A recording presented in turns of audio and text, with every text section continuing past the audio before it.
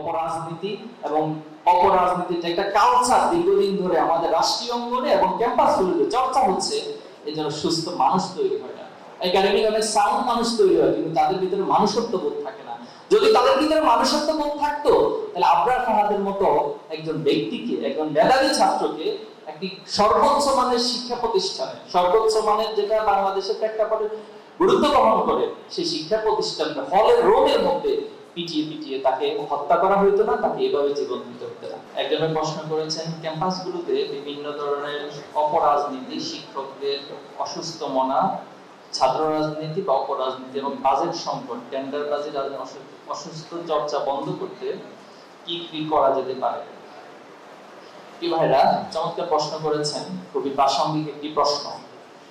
ছাত্র রাজনীতি নিয়ে আজকে সাধারণ ছাত্রদের পক্ষ থেকে যে দাবিটি তোলা হচ্ছে যে তারা ছাত্র রাজনীতি চায় না, এখন তার বিপরীত প্রশ্ন দাঁড়াচ্ছে তারা কেন চায় না।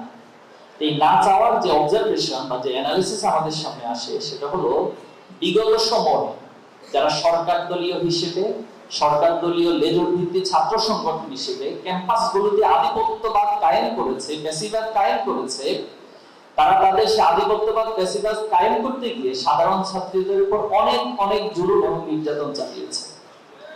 এবং তারা সবচেয়ে বেশি যেটি করেছে, একজন ছাত্র যখন ক্যাম্পাসে আসে তাকে হলে সিট দেওয়ার নাম করে এক ধরনের গোলামীর জিঞ্জরের মধ্যে আবদ্ধ করেছে এবং তাকে গোলামের মতো কাজে লাগিয়েছে। এই যে একটি স্বপ্নবিভোর অবস্থায় একজন ছাত্র ক্যাম্পাসে আসার পর যে পরিবেশটা দেখে এবং যে অপরাজনীতির চর্চা দেখে, এই কারণে আজকে ছাত্র সমাজ দীর্ঘদিনের তাদের চোখের দেখা, তাদের প্র্যাকটিক্যাল দেখার কারণে তাদের ভিতরে এক ধরনের ট্রমা, এক ধরনের মানসিক ভয় তৈরি হয়েছে এবং টোটালি ট্রমা এবং মানসিক ভয়টা ছাত্র রাজনীতির উপরে গিয়ে পড়েছে। তো তারা তো আসলে সুস্থ রাজনীতি চর্চাটা দেখে নাই, দেখার সুযোগ পায় নাই। বিগত 15 বছর আগে, আজকে তিনি বিশ্ববিদ্যালয়ে পড়াশোনা করছেন, 15 বছর আগে দেখা গেছে যে তার বয়স ছিল হয়তো 3 বছর, 4 বছর বা 5 বছর, এরকম বয়স ছিল, বেশি ছিল না। তো এই টোটালটা লাইফ নিয়ে কেটেছে হচ্ছে অপরাজনীতি দেখে দেখে। এজন্য আমাদের করণীয় হবে সুস্থ ধারা একটি রাজনীতি যদি আমরা দেখাতে পারি। আর ইসলামী ছাত্র শিবির আসলে শুধুমাত্র একটি রাজনীতির নাম না।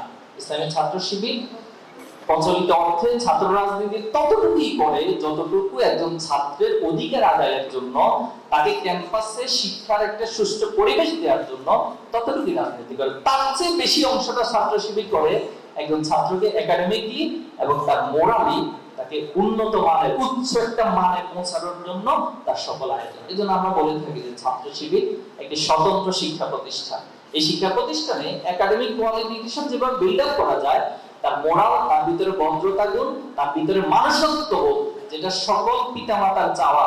আমার পিতামাতার কাছে গিয়ে যদি প্রশ্ন করেন যে আপনার সন্তানকে আপনি কেমন দেখতে চান, যে পড়াশোনা করে কি হতে চায়, বলতে চান, তিনি অবশ্যই বলবেন, দ্বিধাহীন নিঃসংকোচে বলবেন যে আমি চাই যে আমার সন্তান মানুষের মতো মানুষ। প্রত্যেক পিতামাতাই তার সন্তানকে এই মানুষের মতো মানুষ বানাতে চায়। কিন্তু আমাদের জন্য দুর্ভাগ্য হলো এই অপরাজনীতি এবং অপরাজনীতির যে একটা কালচার দীর্ঘদিন ধরে আমাদের রাষ্ট্রীয় অঙ্গনে এবং ক্যাম্পাসগুলোতে চর্চা হচ্ছে, এই জন্য সুস্থ মানুষ তৈরি হয় না। একাডেমিক অনেক সাউন্ড মানুষ তৈরি হয়, কিন্তু তাদের ভিতরে মানুষত্ব বোধ থাকে না। যদি তাদের ভিতরে মানুষত্ব বোধ থাকতো, তাহলে আবরার ফাহাদের মতো একজন ব্যক্তিকে, একজন মেধাবী ছাত্রকে একটি সর্বোচ্চ মানের শিক্ষা প্রতিষ্ঠানে, সর্বোচ্চ মানের যেটা বাংলাদেশের প্রেক্ষাপটে গুরুত্ব বহন করে, সেই শিক্ষা প্রতিষ্ঠানটা হলের রোমের মধ্যে পিটিয়ে পিটিয়ে তাকে হত্যা করা হইতো না, তাকে এভাবে জীবন দিতে হতো না। এজন্য এর পরিবর্তন প্রয়োজন। আমরা বারবার বলে আসছি এটার একটা সুস্থ এবং এটার যৌক্তিক সংস্কার হবে, এবং আশা করব আমরা যদি ছাত্রদের কাছে সেই জায়গাটা তুলে ধরতে পারি, তাহলে সাধারণ ছাত্ররা ইসলামী ছাত্র শিবিরের আদর্শের প্রতি, এক সুমহান আদর্শের প্রতি অবশ্যই তারা আকৃষ্ট হবে, এবং যে বিষয়গুলো আপনি বলেছেন অসুস্থ চর্চা, এটা আস্তে আস্তে করে দূর হয়ে যাবে ইনশাআল্লাহ।